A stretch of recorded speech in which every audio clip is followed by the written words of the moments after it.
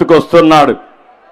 ఈరోజు ఒక ఉద్యోగస్తులకి పెన్షన్దారులకి 20,000 కోట్ల రూపాయలు బకాయిలు ఉన్నాయి. కాంట్రాక్టర్లకి 95,000 కోట్ల రూపాయలు బకాయిలు పెట్టే పరిస్థితికి వచ్చాడు. ఉపాధ్యాయుల్ని మద్యం షాపుల వద్ద కాపలా పెట్టే పరిస్థితికి వచ్చాడు. కొందరు పోలీసులు రోజు వారి దగ్గరికి వెళ్ళి కేసులు పెట్టే పరిస్థితికి వచ్చారు. నేను ఒక మాట అడుగుతున్నా, ఇక్కడ పోలీసులు ఎక్కడ కనపడడంలా, రావడం మానేశారో నాకు తెలియలే. లేరా? పోలీసులే కనపడలే ఇక్కడ నాకు. ఏంటి పోలీసులు తొందరలో ఇక్కడే ఉంటారు మళ్ళా మీరు?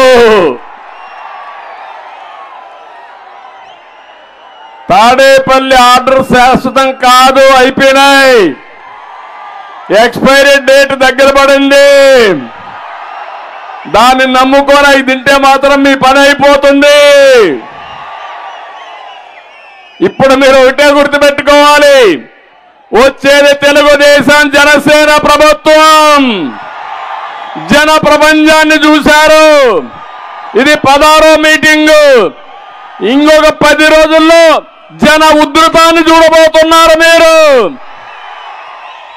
జగన్మోహన్ రెడ్డిని ఆయన పార్టీని భూస్థాపితం చేయబోతున్నారు.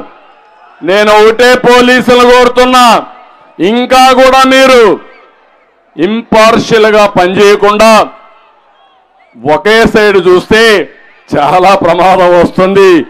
జాగ్రత్తగా ఉండమని మాత్రం పోలీసులను అడుగుతున్నా.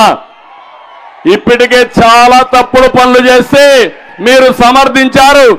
తప్పుడు పనులు చేసిన పోలీస్ ఆఫీసర్ ఎవరిని వదిలిపెట్టమని మరొక్కసారి విజ్ఞప్తి చేస్తున్నా. అది మీకు కూడా మంచిది కాదు, ప్రజాస్వామ్యానికి కూడా మంచిది కాదు. నా దగ్గర 14 ఏళ్లు పనిచేశారు మీరు. నేను ఏ విధంగా పని చేయించా, ఈరోజు ఏ విధంగా పనిచేస్తున్నారో మీరు చూడాల్సిందిగా కోరుతున్నా.